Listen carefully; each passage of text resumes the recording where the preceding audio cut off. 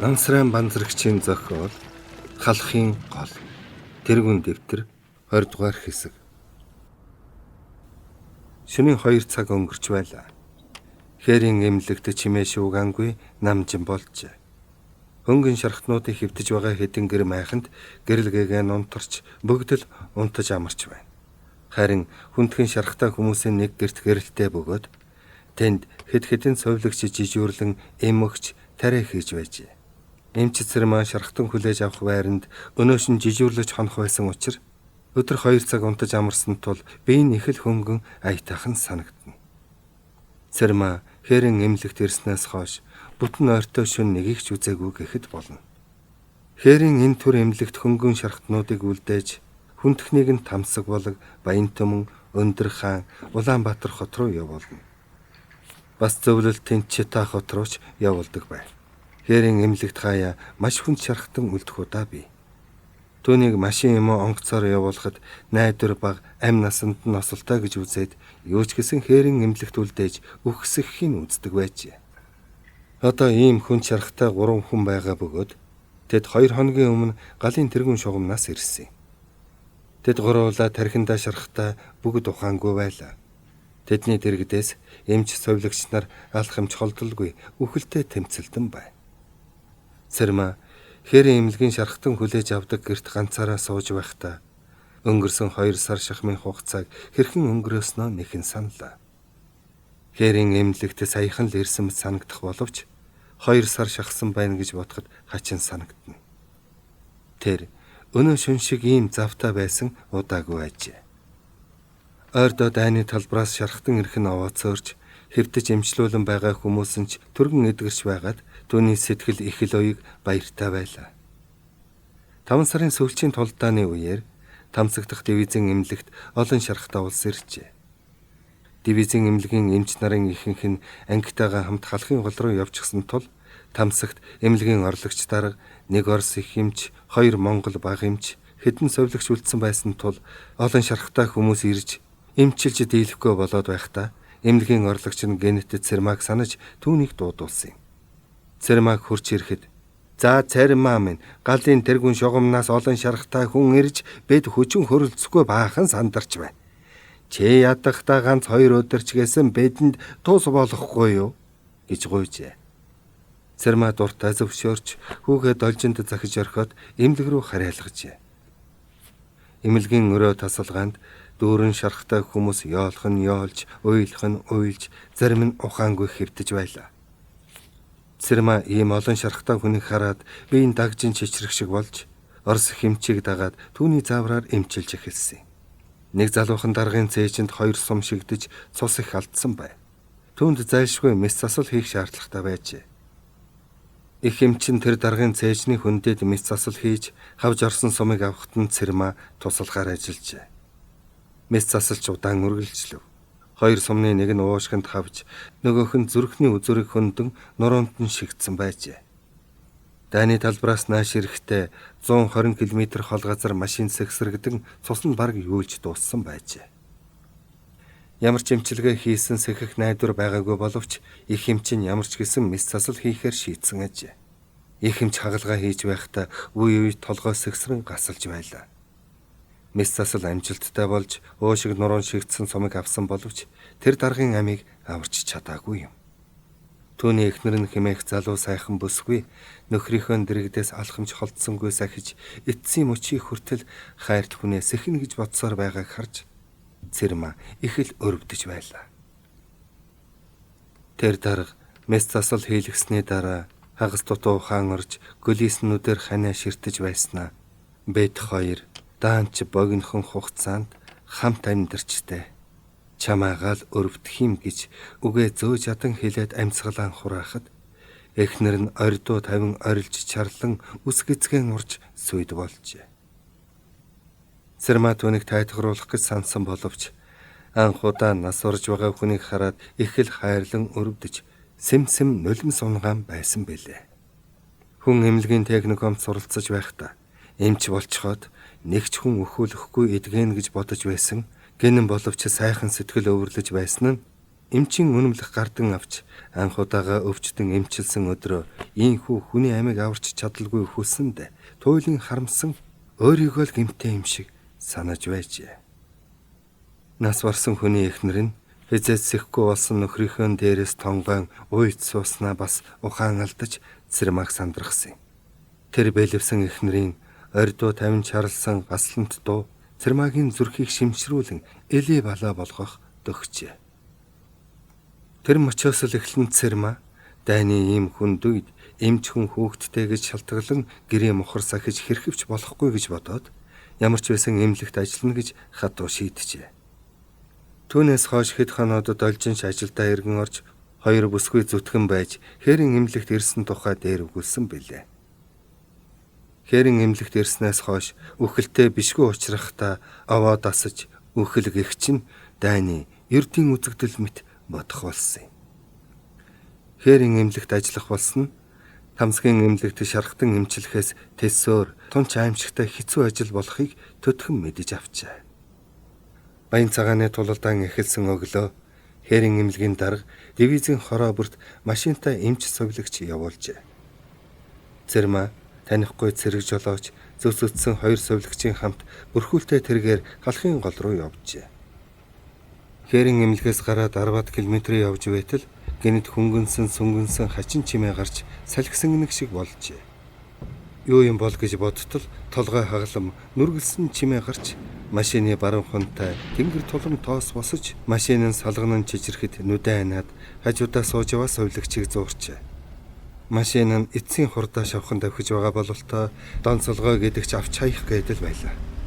Цэрмаа нүдэн нээж "Юу болов?" гэж чичирхийлэн асуувал "Япончууд их буугаар буудаж байна" гэж сувилагч нь хариулжээ. Иймэг сонсоод Цэрмаа учиргүй айхын зэрэгцээ маш их гайхжээ. Түүнийг сургуульд байхад альва нэгэн дайн болж байхад эмнэлгийн улаан хрээс тэмдэгтэй машин нисэх онгоцыг байлдаж байгаа альч улс гүрэн буудах ёс байхгүй. Энэ журмыг олон улсын гэрээ хэлэлцээгээр батлан тогтоосон юм гэж багш нь заадаг байсан. Тийм ч учраас байлдааны талбар руу анх явахдаа ямар ч осол байхгүй гэж бодож байлаа.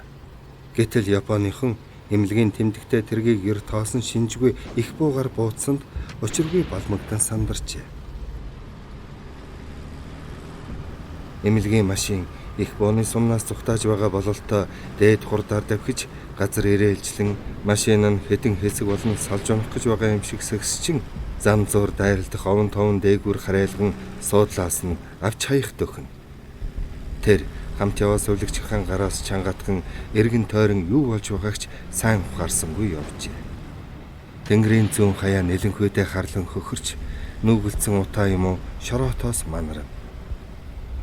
Алсаас гүвийн харагдах гүвээр ойртож ирэхэд баян цагааны нуруу тэр харагдаж байна.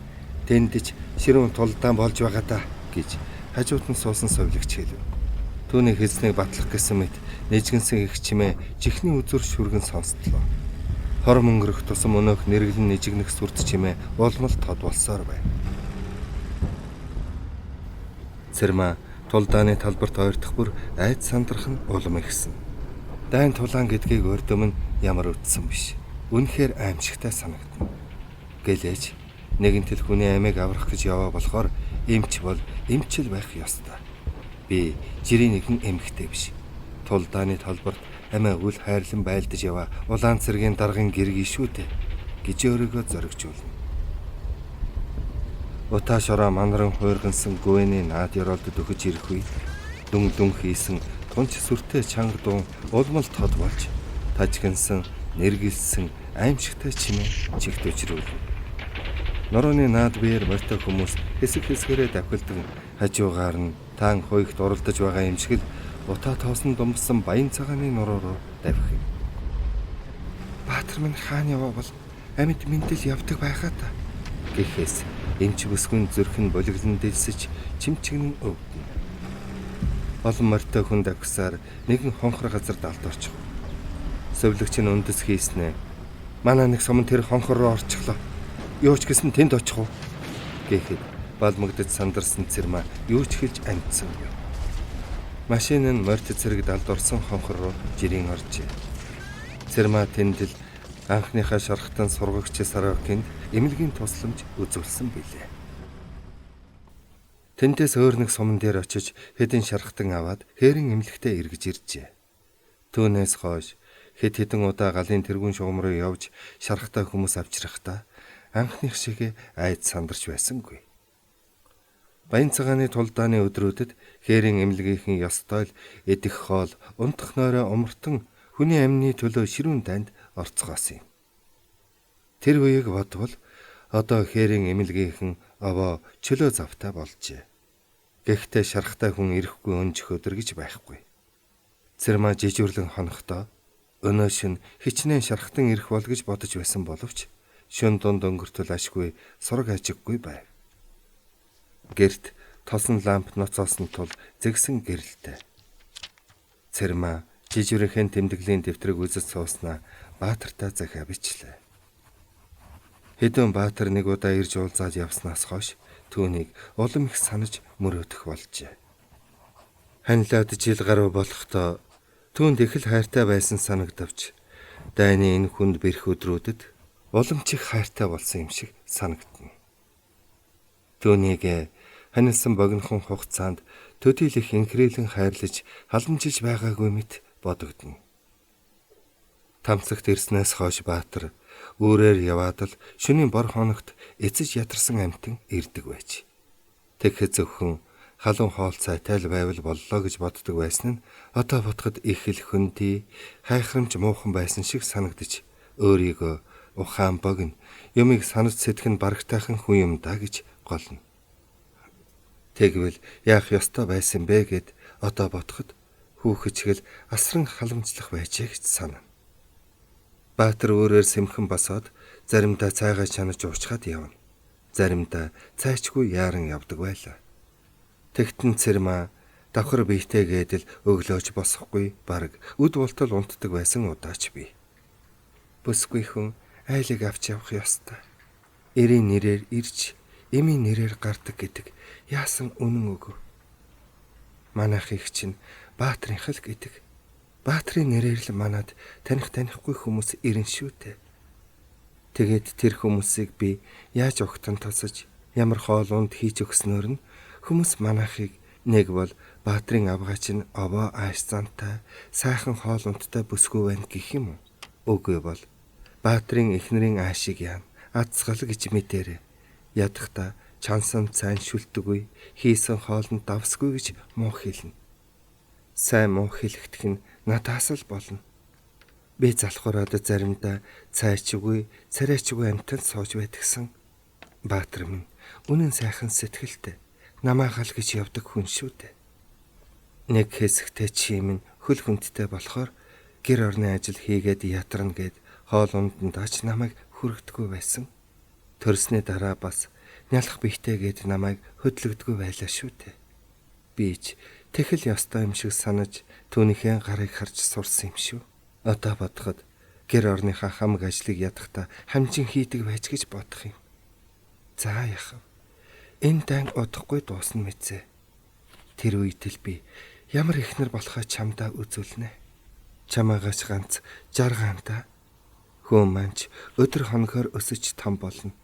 Бит хоёр шиг жаргалтай хүн байхгүй болно.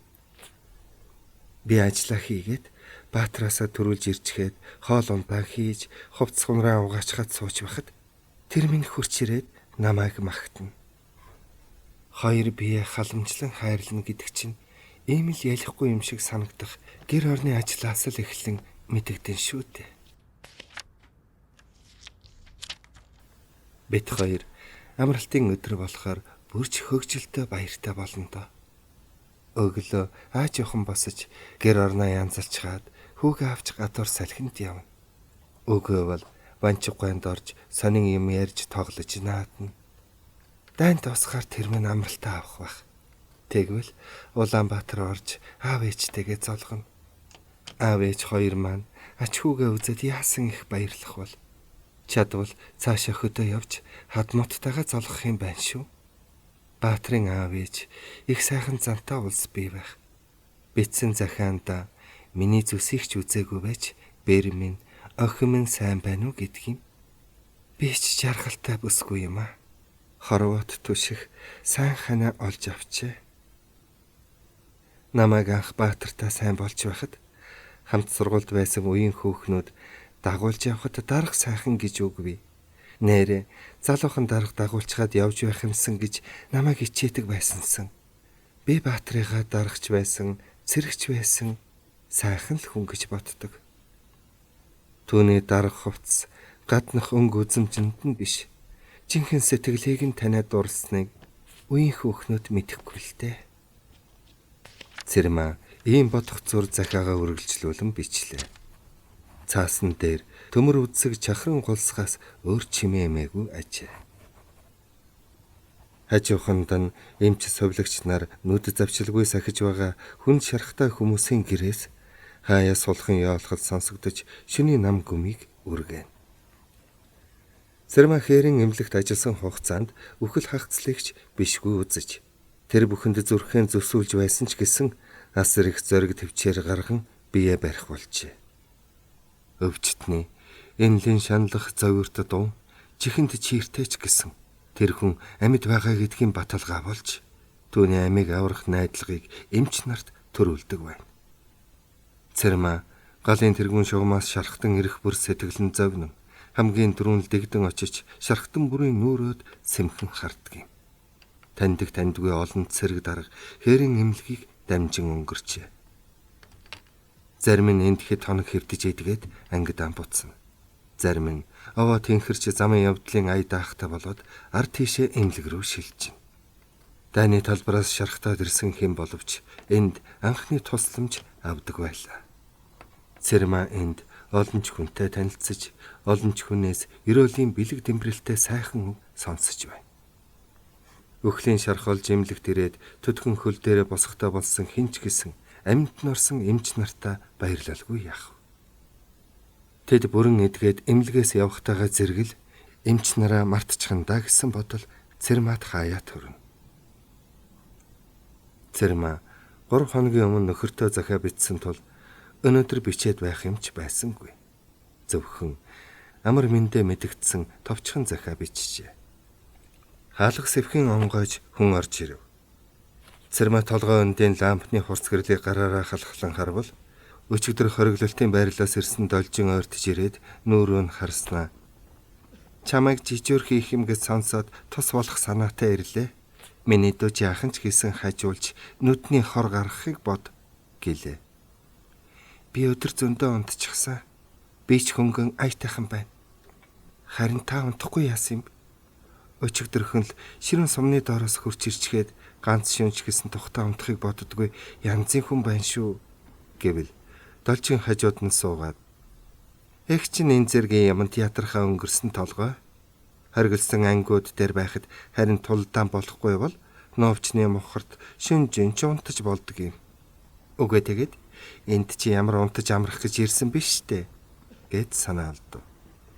Энэ бүсгүй хаврын тэр нэгэн шүн нөхрийг нь барьж явснаас хойш л ингэж мэдгдэх үед санаа алдах болсныг Цэрмаа сайн мэднэ. Бас хичнээн зовж шаналж яваач гэсэн түүнийг огтхон ч мэддэхгүй хичээн бие барьж цаваа сэргэлэн байдгийг ч андахгүй. Гэвч түүний гүн бодол гоник хослон шингэсэн тогтун сайхан харнууд нь хамаг зовлонгоо тоочоод байх шиг санагдна. Должин лампын дөл ширтэд сууснаа үл мэдхэн санаа алдаад яасан ч нам гүмшүнв. Ийм нам гүмшүнийг энд ирснээс ховор үзлээ шүү. Халахын голын цаана юу болж байгаа бол мөн л ийм нам тайван байна уу? Үгүй бол буудалцаж байж ч мэдх юм гэхээр нь Цэрмаа түүний өөдөөс харснаа. Намгүн байна гэдэг чинь мөргөлдөөн тулаан болоогүй л гэсэн үг үсттэй. Ганц шүнч гэсэн тулдаан болохгүй өнжвөл мөн олон хүний амь аврагдан шүү дээ гэлээ. Яастай тийм дээ. Гэвч энэ намгүн байгаа чинь нэг л муу ёрлоод байх шиг санагдана. Юугээ чинь болдгийн болдоо гэж должин сэтгэл төвшингүй хэлбэл Цэрмаа цочих шиг болж учрыг лавлсан янцтай цоо ширтгэхийг должин мэдэж бодол болж сууснаа. Ширүүн бороо орохын өмнө хэсэгхэн зурж ихтэйх нам гүм салхичгүй бөхчмхэн болдог шүү дээ. Яг л түүн шиг айхавтар ширүүн тулдаан болохын ёр гэж сэтгэл зовх юм гэв.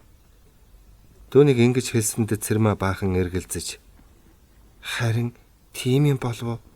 Үгүй бол Японы цэрэг орон нутагтаа буцаад дайн дуусчих гэж байгаа юм биш үз гэвэл Должин муухан инээмсэглэн Цэрмаагийн гарыг аяархан илснэ. Хаана аста тэд чинь манай нутгийг эзэлж авна гэж тэр холоос зорж ирчгээд тийм ч амархан буцаж няцахгүй шүү. Япон их сүрхий хориглолт хийж байгаа гэж дуулдсан. Тэдний хүчээр л хөөж туухгүй бол сайн дураараа ховхрох улс биш гэв. Цэрмаа нэрэж тийм юм болов. Ер нь яах гэж ингэж дайн самун тэгтээж бусдын нутаг газар руу өнгөлцөж байдаг юм бол нутаг усандаа багтаж шинхэн байгаад илүү харж билүү долоож явдаг хэрэггүй. Манай нутагч үнэхээр уучимхан арвин юм а. Тамсгаас нааш уул толгод бараг байхгүй цэлийсэн их талаар л давхсаар ирсэн шүү дээ. Би хотод төрж өссөн болохоор хөдөө газрын тэнүүн сайхныг үнэндээ мэдэхгүй байсан юм. Энэ баруунтайх минингийн тал гэдэгч зах хязгаар нь харагддаггүй шүү гэж бодон сууж байтал шөнийн нам гүмийг эвдэн моторын дуу бөглөөх нь нүргэлв. Онгоц юм уу та гэж Цэрмаа асуувал Должин чагнаснаа. Биш байна. Танк хуйхтын л дуу болол та гэв. Хэрэн эмнэлгийн орчмоор хэд хоногийн өмнөөс эхлэн шүн бүр олон машин хуйгт танк зүүн тийшээ сэм цуваад байх болсныг хоёр бүсгүй мэдэх юм. Манайхан дайсанд мэддэхгүй гэж шөнийн харанхуй гарал цэрэг зэвсгэн татаж бөөгнүүлээд байх шиг байна. Тэр чинь л томхон сүртэй дайн болохын шинжтэй гэж Должин ярьлаа. Должин бол олон жил цэргийн хвааран цуусан учраас онгоц танк хоёрын дуугч холоос ялган таньдаг болсон ажээ. Моторын дуу нийжгэн сэрэл байна. Эмнэлгийн хажуугаар өнгөрдөг тэр олон машин танк шөнө гэрлэж хасаадгүй тул гарч харахын ч хэрэг байсангүй. Должин мөн л хэнгэнтэл санаа алдснаа. Муу сайхан өхтүүд минь яаж ч байдаг бол доо гэж сэтгэл зовсон байртаа асуувал сайн улсын гар дээр байгаа хойно юу алцхав гэж Цэрмаа хэлээд Должин харав. Должин сураггүй болсон эр нөхрөө айлд оргисон хоёр хүүгээ санам мөрөөдөж сэтгэл хөндөрлөн байгаа нь илт байлаа. Должин ширээн тэр байгаа эх орны төлөө сонин авч эргүүлж тойруулан харж байснаа. Халахын голд байлдаж байгаа манай дивизийн таньж мэдих дарга цэргийн тухай, тэдний байгуулж байгаа баатарлаг үйлс гавьяаны тухай энэ сонинд бичих юм. Харин миний муу нөхөр байсан бол мөн л тэгж магтуулж бичигдэн дээ. Үнэнч мөн ч зоригтой хүү юмсан гэлээ. Ванчгайгаас сургаачиг алгав. Алгал байна. Баригдаж явсан улс тэр чигээрээ сургаггүй болдгийм. Би ганцхан юмд л найдаж байна. Маршал Вайл түүний хэргийг хянаж үзнэ гэсэн. Төрийн удирдагч тэр том хүн жирийн ядарсан эмэгтэйг дуудан уулзаад тэгж хэлнэ гэдэг санаанд багтамгүй юм шүү. Тэгэхээр л гордоод хүлээгээд байна. Айгүй тэгвэл гэртээ ирчгээд хоёр хүүгээ өвтлөөд унтаж байхаа чинь билүү. Тэгвэл мөн сайхнаа. Маршал хэлсэн үгэндээ заавал хүрнэ. Бид хоёрыг энд ингэж ярилцаж байхад ангидаа очиод хороогоо командлаад байлдаж байгаа чинь билүү. Тэгвэл ч өнөө маргаашгүй л мэдэгдэн л дээ. Арай чи энэ дэрж амжихгүй байх. Ашиггүй өнөөшин шархтан ирэхгүй шивдэ. Хоёулаа гадаа гарах уу? Гэрт яасан чи бөгчмөх юм. Цэрмаа нөхөртөө битсэн захиагаа халаасандаа хийгээд Должинг дагаж гарлаа. Гадаа тас харанхуй бөгөөд тэнгэр цэлмэг тул одод тодоостод ярилцаж байв. Тал нутгийн шөнө бас л сонирн байдгийг Цэрмаа анхандаа их л гайхан сонирхож харж байсан бэлээ. Хаашаал харна тэнгэр харлан хүнхийж газартаа нийлсэн байх бөгөөд одод уламж олон болж бараг өөрийн биетэй харалдаа тэнгэрийн хаяан одод гялалцсан. Тэр одонд явган яваад хурч болмоор санагдана. Хотод бол одон мичид тэртээ тэр тэнгэрт гялалцах бөгөөд их доошилсан гихтэл богдуулын оройгоор гэрэлтэн байдаг ажээ. Тэгэхэд талд бол бүр хажууд нь айгүй бол өөрөөс нь доогуур газар буучсан юм шиг харагдана. Хоёр бүсгүй шөнийн бүлээн зөөлөн салхи амьсгалан зогсоход төрөвчийн дуугарч байсан моторын дуу холдон холдсоор чимээ тасрав. Хүн шархтан буй ганц гэрийн тооноор л гэрэлтэй харагдах бөгөөд бусад гэр майхан цөм харанхуй байв. Манай их юм чи Михайловга өнөө шөнө л овоо унтаж байгаа байх та гэж должин яриа өдөв.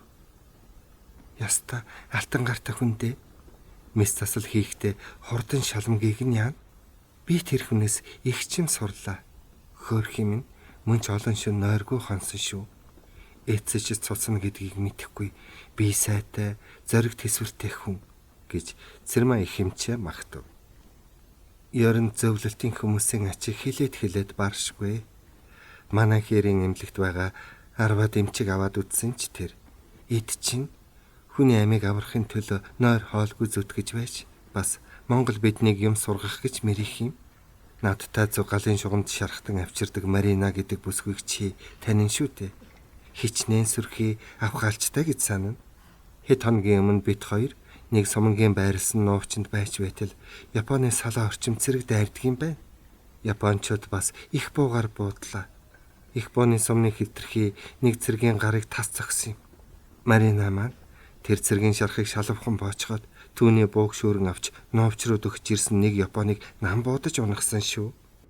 Марина галын шугам руу явах буцаж ирэхдээ ч тэр өчөөхөн төдийл завзай гарвал надад орс үг зааж надаар монгол үг хэлүүлэн тогтоож авдаг юм.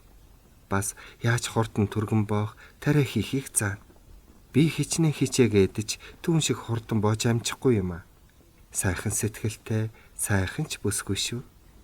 Хөөх юм зовлон их үтсэн амтан. Нөхөр нь өнгөрсөн жил хасаа нуурын байлдаанд ам өргөцсөн юм гин. Тэр Японыг буудаж алчхад нөхрийнхөө өшөөг авлаа гэж ярьж байсан шүү. Зөвлөлтийн хүмүүсийн ач тусыг бид энэ дайны талбарт л бүр ч илүү их үзэж байна. Манай орс эмч нар өөрсдөө ангаж зангаж байсан ч бидэнд цай ундаа өгөх гэх юм. Дайны талбарт Монгол нөхдөө өөрийн биеэр халахлан ам алдаж байгаа олон баатар орс эрийг үзлээ гэж баатар минь захиа болгондоо л бичих юм. Тийм явдал олон гардаг. Би ч нүдэрээ үзсэн. Байц машин дуугарч байна. Зүүнтэй машин дуугарх нь тодхон дуулдлаа. Хэрийн эмнэлгийн зүүн талын холбоо хоёр толгоон хоорондоор гэрэл гэлсхий. Шархтан гэж должин дуулдах төдий хилээд хүлэн авах гэрт орчихов. Цэрмаа орсон ч үгүй ойртон яваа машиныг хүлээлээ. Гэрлээ багасгаж халхалсан машин хурдлан давхсаар гэрийн үүдэн дэрж зогслоо. Бүх эгнээс нэг хүн бууж шархтан хүлээж аваарай гэж эцэж ядарсан мөртөө захирангуй дуугарч Цэрмаад тулж ирэв. Гэрээс должинч гарч ирлээ. Должин Цэрмаа хоёр машин өд угсгэж бүрхүүлийг сөхвөл төрөвчийн буусан хүн гарч хідэн тусгав. 3 хүн бай. 2 нь гараас ойсон, нэг нь дам нурга дээр хэвтэж байв. Гараас ойж боосон 2 хүнийг должин түшиж буулгаад машин өд авирын дотор нь ороод дам нургын цаад үзүүрээс болгоомжтой өргөн гулсуулахад Цэрмаа шархтан хүргэж ирсэн 2 хүн тосож аваад гэрт оруулжээ. Энэ хоёрын ч гайгүй. Наадах чинь л хүндхэн байгаа юм гэж өнөөх захирангуй дуутай хүн хэлснэ. Ширээн дээр байгаа данхтай цайнаас аяган тийж хөд залгилав. Энэ бол дугаар хорооны эмч болохыг Цэрмаа танихажээ. Цэрмаа шархтаа улсын нүрийг ээлжлэн харснаа. Тололтаан болоо юу гэж асуувал. Оройхон манай хорооны байрлал руу Японы 2 суман цэрэг дайрсан. Хэсэгхэн зур ширүүн тулалдаан болж өнгөрсөн. Энэ 3-аас өөр хохирол байхгүй гэж хорооны эмч хэлээд удаж саатахыг ботсонгүй гараад явчихв. Должингүй наад 2 хүнийхээ боолтыг талиад цэвэрлэж бай гэж Цэрмаа яаран хэлээд дам нурга дээр огт хөдлөхгүй хэвтэж байгаа хүнийг түрүүн должин гэрт орохдоо засаж бэлдсэн хагалгааны ширээн дээр должинтай хамжин өргөж хэвтүүлээд цээжиг нь баглан ороосон боолтыг тайлж үзвэл баруун талын хавирганаас доохноор сум орсон боловч ард тийшээ нэвтлэн гараагүй бололтой. Үүд Севхийн Михайловын эмч нь орж ирлээ. Тэр хинч дуудаагүй байтал машины чимээнээр босож ирсэн ажээ. Михайлов ганц ч үг хэлсэнгүй шархтнуудыг үзэж гараа хуг буудуулсан хоёр хүний гарт нь чиг барьж боохыг должинд тушаагаад өнөөх гидсэндээ сум зоолттой хүнийг нямбайлан үзснэ. Хагалгаа хэрэгтэй гэв. Цэрмаа мис заслын багжийг яаран бэлтгэж хагалгаа хийх урт вандангийн хажуугаар өндөр ширээн дээр эрэм дараатай өрлөө. Михайлов хэд хэдэн ламплаа нэмж асаасан тул гэртэх сарвлхан болжээ. Цэрмаа ухаангүй байгаа хүний хувцсыг тайлж цэвэрхэн цагаан даавуугаар хагас бүтэв. Михайлов гараа сайтар угаачхад багж хэрэгсэллээ бүртгэн шалгаж үзээд хагалгаандаа ороход цэрмаа хажууд нь зогсож түүний шаардсан хутга хайж бүрийг дэс дараалан авч өгнө. Цэрмаа хэрийн эмнэлэгт ирснээс хойш энэ алдарт мэс засалчийн туслахаар хэд дахин ажиллахдаа анхандаа сандарч твдэн багаж хэрэглэлийг сольж загнуулж байсан удаатай. Харин сүүлдээ овоод одож Михайлов юм л бол түүнийг туслахаараа ажилуулан хагалгаа хийх бүрдээ Цэрмаад аяархан шивнэж юм хэлэхэд Цэрмаа заримыг нь ойлгож заримыг нь эс ойлгох боловч их л юм сурч мэдэж байгаадаа нэм баяртай байлаа. 20 дугаар хэсэг төгсөв.